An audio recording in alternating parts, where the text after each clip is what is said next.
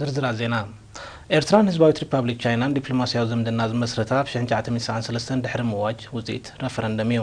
እዚ ድሮ 20 ዓመቱ ኣውጽር ዘሎ ዝምድና ምስቲያ መንጎ ህዝብታት ክልቲአን ሃገራት ጸንሐ ታሪኻዊ ምትእስሳር ተደሚሩ ካብ ግዜ ናብ ግዜ እናደንፈዐ ይኸይድ ከም ዘሎ ዝግለጽ بمخنيات زخري 10 عامات نايز الدبلوماسية وزمدنا مس أمباسادر هزباويت ريبابليك تشاينا أب إيرتران استقايد قال محتت مركز بمقبار حيلم برغز دالو زبطاب سيبو قربيو زمدنا إيرتران هزباويت ريبابليك تشاينان أب تاريخاون محبراون تمساسالن السريتو بتصبق أنفتي معبل كامسلو أمباسادر هزباويت ريبابليك تشاينا أب إيرترا مستر نيو تشانغ بمخنيات زغري 10 عامات بمسرات دبلوماسيا وزمدنا كلتي هاجرات مس إير تي في أبز جورك المحتد قليصو أمباسادر نيو تشانغ أب حبريتاو زمدنا حزبتات إيرتران تشاينان تمساسال بهالن تاريخن زت تأسسرو كاب قدم ناصنت زنبره مخانو بمملكات هزباويت ريبابليك تشاينا كابتن نناصن لولاويتن هاجر إيرترا وقعوي تفلاتنت هيبن دبلوماسيا وزمدنا زمسرتا مسأ قداموت هاجرات مخانا دما كاب زنقلن نتسنح تاريخاو زمدنا حزبتات زدرعن كم زخونه ابريو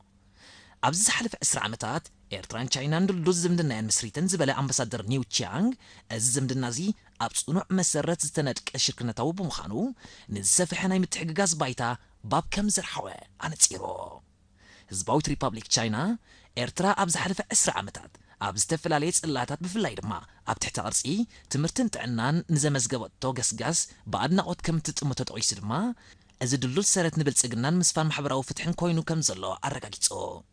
أمباسادر هزباويت ريبابليك تشاينا أب إيرترا مستر نيو تشانغا موداتا إيرترا سالات صنعون وفوين مريحنتان تعرام هزبان بمتكر رئيس مركوسا أما داي مرقاقات وحسنت مقبي أمزجيباتو زل عوات بابنت تتقسم خانو أزدما مستي أم معبال عقم السب زقبر زلو وفري نبروه متسايا كم زنت صر بمقلات بمخنات انبل مبل 20 كلتن عامتنا صنت ني إيرتران هزبان سناي من نيوت هزبن منغستن هزباويت ريبابليك تشاينا بمقلات سلامن بلصغنان تمنيو أمباسادر إيرترا بعباي بريطانيان أيرلاندن أتو سامي كايل قراتو بتشاعتو قنبتا كتما لندن أستات 20 معكنات زين عالم كمون دبلوماسينياتاتن وكلت كوبانياتات عدنان استساتفو غازيطاو على كايدوم أبتي قنبت نكبرنا صنت أب تحت زبل تيما زكايدو على أمباسادر تسوا ميكائيل قعزو هنصتن إيرتران تمزغب عوتاتن بمصر زغاطو مبدهوتات ترى سلامن مرغغان معبالن بلصغنان كومون زباو سلام معبالن دبلوماسن بسفيع دحر مبراه منغست إيرتران غداي سباو كبرت سباو دحنتن سباو معبالن ناي قدامنتاتو قدامنت سريع سرحلو مصنحو أب زحلف 20 كلتنا ناصنت عامتات دما مسوب كنتاتن صغاتاتن كم تزبغو ايخون برز مسغنغس غاس كم تمزغبانه زيروم بمنصرتي كابوانا وان حبرتاتو ان لوطك متصنح زنقدو تصابوتات غعزو لمعاتن داغم هنصتن هاجر زي معنقاف نحيال ناي مخاته منفس بيرترا زغلح مخونو زملكتا امباسادر تسوا ميكائيل اب اغلغلوتات تمرتي طعنا صروي ستماي مرخبيتاتن موغعزيان بحفشا اب شوتات معبال مينيليم دما بفلاي تمزغيب زول عوتات مرايا نايزو كم زخوناس ميرلوم أمودات هدما أمباسادر تسوا ميكائيل قراتو مسرت زي بلوك ستاتنا مهازقا مثل إيرتران مدوان بقال مرخب بزهانن مثل دك سباستو قلبابات تكالاتن زوهاب تألمتات أكال نايتين هزب منقسن إيرتران من بركاه جو بوليتيكا وأنجدناتاتون مسقداد زعور حيلتات فولي ربحة زكايدو زبالي زمتا كم زخونا بزرزر أبريهم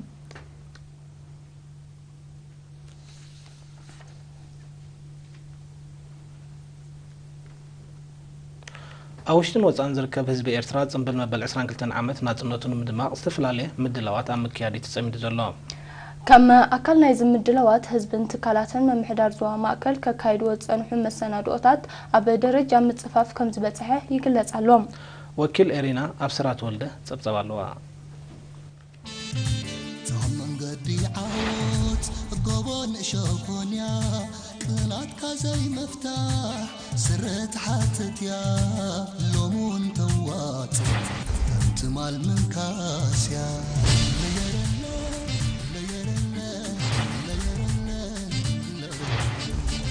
ترى من بار كعندك فري سم تاريخو زنبر أمدري نفسها جنحكاها حفاش كتبلي سوون تدليا لك خمسة قبلي ኣብ ዘባ ማእከል ጽምብል መበል 22 ዓመት ናጽነት ንምድማቕ ብሰፊሕ ሱታፈ ህዝብን ትካላትን ክካየድ ጸንሐ ምድላዋት ኣብ ደረጃ ምጽፋፍ ከም ዝበጽሐ ዋና ኣካያዲ ስራሕ ምምሕዳር ዘባ ማእከል አቶ ዘርኢት ተወልደ ብርሃን ገሊጾም ንኤሪና ብዛሃቡ ሓበሬታ አቶ ዘርኢት እቲ ምድላዋት ክሳብ ምምሕዳር ከባብን ዓድን ወሪዱ ከም ዝተኻየደ ብምሕባር እቲ ድሮ ተጀሚሩ ዘሎ ቅነ ናጽነት ኣብ ኣብያተ ትምህርትን ትሕዝቶን ክብርታት ሃገራዊ መኸተ ናብ ወለዶታት ይሰጋገር ምህላው ጭቡጥ ምስክር ከም ዝኾነ ኣረድዮም ቀንዲ ዕላማ ናይዚ ኣብያተ ትምህርቲ ዝካየድ ዘሎ ኸኣኒ ነቶም ህፃናት ወይ ነቶም መንእስያት እቲ ክብርን እቲ መስዋዕትነት ዝተኸፍለን እቲ ጅግንነትን ዝያዳ ንምስግጋርን ካብ ናብኣቶም ኣሰጋጊርካ ንወለደታት ከም ዝኸይድ ንምግባርን እቲ ቀንዲ ዕላማ 13 ምምሕዳር ከባብን ልዕሊ 4 ትካላትን ዝሳተፈኦ ካርኒቫል ውን ሓድሽ ሓሳባትን ምህዞን ብዝተሓወሶ ቅዱስ ቅንእን ተወዳዳርነትን ብዘዛይድ ኣገባብ ይጻፈፍ ከም ዘሎ ኣገንዚቦም ናልባት እቲ ንጥፈታት ናታትን እንድሕር ኮይኑ ብዝያዳ ነቲ ትካል ዝምልከት ፍርያት ምርኣይ ዝተፋላለየ ምህዞታት ምርኢታት ብቕብኣታት ዝተሰነየ ንጅግንነት ናይ ህዝቢ ኤርትራን መንግስቲ ኤርትራን ንጽንዓት ናይ ህዝቢ ኤርትራ ዝገልጽ ዝተፋላለየ ምርኢታት ኣሰንየን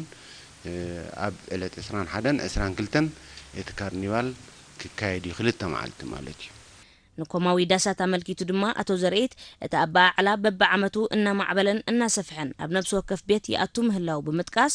ለማዓመት በደረጃ ዞባ አሳት 160 ኮማዊ ዳሳት ክትከል ከም ዝኾነ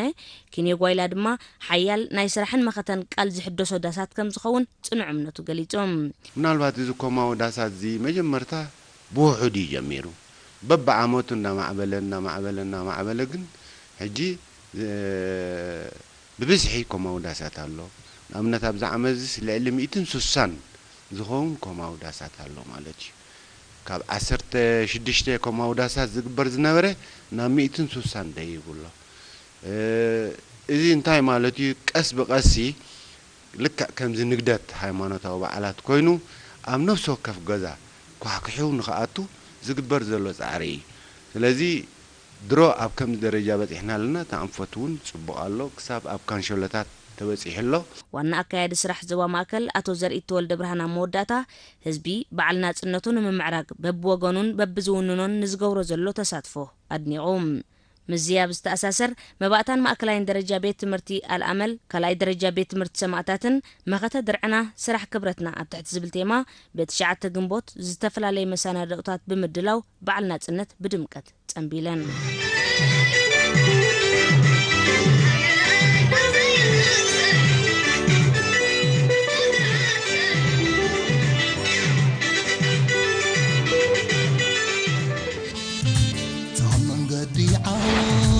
قبون شوفونيا كنات كازي مفتاح سرت حاتتيا لومون توات انت مال من كاسيا ليرنا ليرنا ليرنا كينيو ترى من بار كعندب تفري سم تاريخو زنبر أمدري نفسها كنحكاها حفاش كتبلي سوون تدليا لك خمسة قبلي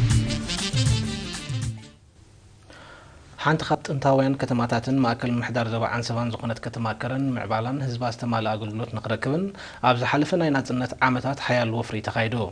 زوافر الزدما وصيتو اب ممحياش منابر حزبي زنصفارق نستسالت عيون فرعون ملكيتو وكيل ايرينا برهان صحاي نزدل وصبصاب إلسا تصفى مريم كتقربيان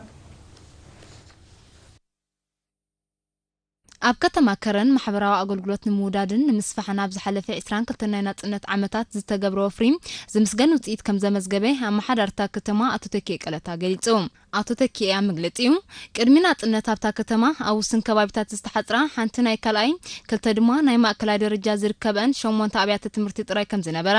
ኣብዚ እዋን ዝግና በአስታት 700 ክብ ምባል ካብ መዋዕለ ህጻናት ክሳብ ካልአይ ደረጃ ዝዝርግሓ 3 አብያተ ትምህርቲ ከም ዘለዋ ሓቢሩ አመድ አገልግሎት ጥዕና ድማ መንግስቲ ካብ ጽባሕ ናጽነት ብዘካይዶ ጻዕርን ገዚፍ ወፍርን ህዝብታ ከተማ ውሕስን አተማማንን ጥዕናዊ አገልግሎት ይረክብ ከም ዘሎ ጠቀሳቱ ተኪያ ዛጊት ሀብታ ከተማ 6 መደበር ጥዕናን ሓደ ከማ ሆስፒታልን ከም ዘለዋ ዝህቦ አገልግሎት ምዕባይ ድማ እቲ ጻዕሪ ቀጻሊ ከም ዘለዋ ረዲዩ ንቀረብ ማይታ ከተማ መልኪቱ ድማ ማሕዳሪ ከተማ ከረን ምንጪ ቀረብ ማይታ ከተማ ዝኾና ዒላታት ኣብ ገማግም ሩባታት ከም ዝርከባ ኣብ ወቅቲ ሓጋይ ድማ ትሕዝቶ ማይን ስለዝንኪ ሕጽረት ከም ዘጋጥም ብምልካት ነቲ ጸገም ንፍታሕ ኣብ ከባቢ ማርያም ዳዕሪት ክልተ ከዘንቲ ማይ ቸክዳም ይህነት ከም ዘሎ መስተዛዘመ ድማ ኣብ ምቅላል ሽግር ሲስተማይ ከተማ ልዑል አበርክቶ ክህልዎ ምዃኑ ገሊጹ ማሕበር ቤተ መጽሐፍትን ሓበሬታን ኤርትራ መንባብ ኣብ ኩሉ የብጽሕ ኣብ ትሕዝብ ተማ ብቻዓተ ጉንበት ኣብ ኣስመራ ሻምናይ ዋዕላ ቀኒዑ ፕሬዝደንት ማሕበር ወይዘሮ ኣዜብ ተወልደ ዝሓለፈ ዓመታት ዲጂታላዊ ቤት ንባብ ንምትእታው ዝወፀ መደብን ዘጋጥሙ ዕንቅፋትን ንኣባላት ዝተዋሃቡ ስልጠናታት ዝተወደቡ ዓውደ ምጽናዕታትን ካልእን ዝምልከት ጸብጻብን ናይ መጻ መደባትን ኣቕሪባ ተሳተፍቲ ብዝቀረበ ጸብጻብን መደባት ስራሕን ድሕሪ ዘካየድ ወዘተ ባህሊ ንባብ ንምኽስኳስን ምስራጽን ዝካየድ ጻዕሪ ዘጋጥም ዘሎ ብድሆታት ኣብ ምክፋል መጽሓፍቲ ዘሎ ጸገማት ከምኡውን ኣብ ኣብያተ ንባብ ዘሎ ሕጽረት ክኢላዊ ዓቕሚ ሰብ ኣቐልቦ ክወሃቦ ዘኻኺሮም እዚ ከምዚ ኢሉ እንከሎ 10 ጉንበት ሃገራዊ መዓልቲ ንባብ ሚኒስተር ትምህርቲ ኣቶ ሰመረ ርእሶምን ላዕለዎት ሰበስልጣን መንግስትን ኣብ ዝተረኸብሉ ኣብ ቀጽሪ ሓወልቲ ፑሽኪን ኣስመራ ተጸንቢላ ኣብቲ ስነ ስርዓት ዕላማ ማሕበር ቤት መጽሐፍትን ሓበሬታን ባህሊ ንባብ ኣብ ሕብረተሰብ ምስራጽን ብቕዓቱ ዝሓለወ ኣብያተ ንባብ ምስሳን ምዃኑ ክሕበር እንከሎ እቲ መሰረታዊ ነገር ኣብ ዝዕማም ዝግን ተራ ወለዲ ከም ዝኾነ ተገሊጹ ብምኽንያት ዕለት ዝተፈላለዩ መጽሐፍቲ ንምርኢት ክቐርብ እንከሎ ክሳብ 11 ጉንበት ንህዝቢ ክፉት ከም ዝኾን ዝረኸብናይ ሓበሬታ ኣነጺሩ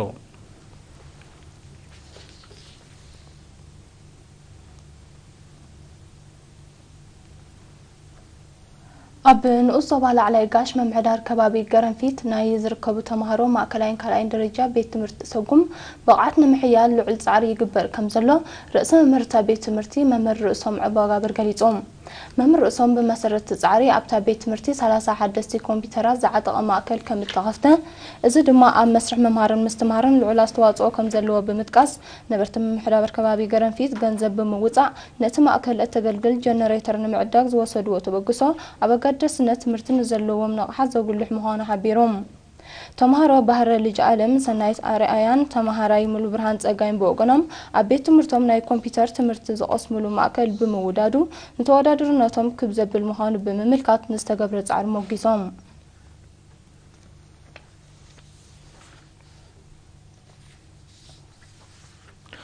ኣብ ንዞባ ሎጓዓን ሰባ ምሕዳር ከባቢ ደብረ ዓዲ ሓንስ ስራሕ ዘላ ዲጋ ቅድሚ ክራማት ምእታው ኣብ መፈጸምታ ንኽትበጽሕ ጻዕርታት ይካየድ ከም ዘሎ ነቲ ስራሕ ዝከታተል ዘሎ ጆሜትራ ሳምሶም ተስፋ ሚካኤል ነሪና ሓቢሩ መሰረተ ሓበሬታ ታዲጋ ኪኖ ሙሓስ ቀረብ ማይ ሰብን ጥሪትን ልምዓት ጀራዲን ኣብ ምንጥጣፍን ምስፋሕን እውን ልዑል እጃም ከተበርክት ትጽቢት ከም ዝግበረላ ተፈሊጡ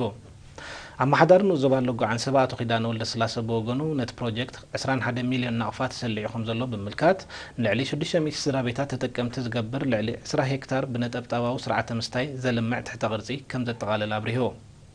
እዚ ከምዚ ኢሉ እንከሎ ኣብ ምሕዳራት ከባቢ ሊባን ሓበላ ቀራና ኾዶን ዴዳን ዝርከባ ዲጋታት ብማእከል ህዝባዊ ኣገልግሎት ቴክኒክ ናይ ምጽራግ ድበትን ጽገናዊ ስራሓትን ንጥፈታት ይካየደልን ከም ዘሎን እቲ ስራሕ ኣብ ደረጃ ምጽፋፍ ከም ዝበጽሕን ኣቶ ኺዳነ ወልደ ስላሴ ብተወሳኺ ኣመልኪቶ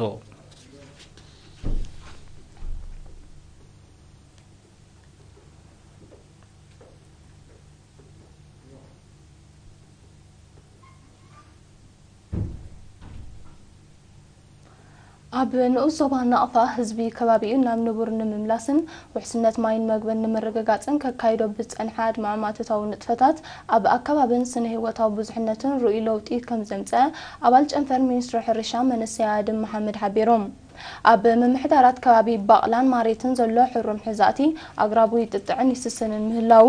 ከም ውጽኢቱ ድማ እንስሳታት ዘገዳም ይቃላቐሉን ይራብሑን ከም ዘለዎ ዝጠቐሰ መንእሰይ ኣድም ከይበርስ ስክፍታ ፈጢሩ ዝጸንሐ ኣግራብ ኣውሊዕ ህላው ከም እተረጋገጸ ኣብሪሆም ንዞባ ናቕፋ ብዋን ሓርነታዊ ተጋድሎ ዓውደ ኪናት ብምንባራ ኣብ ኣከባቢ ከቢድ ዕንወት ከም ዝወረደ ብምግላጽ ድማ ህዝቢ ዝበረሰ ሃብቲ ገረብ ናብ ንቡር ንምምላስ ንዝገብሮ ዘሎ ጻዕሪ ከሕይል ተላብዮም ህዝቢ ምሕዳር ከባቢ ባዕላን ማሬትን ኣብ ምዕቃብ ገረም ንዘለዎ ባህሊ ብኣድናቆ ዝገልጸ መንእሰይ ኣድም መሓመድ ኣስዒቦ ኣብ ርእሲ ትድሮ ተሓዚኡ ዘሎ ልዕሊ 2000 ሄክታር ተወሳኺ ዝሕዛእ ቦታታት ንምልላይ ይስራሕ ከም ዘሎ ኣረዲኦም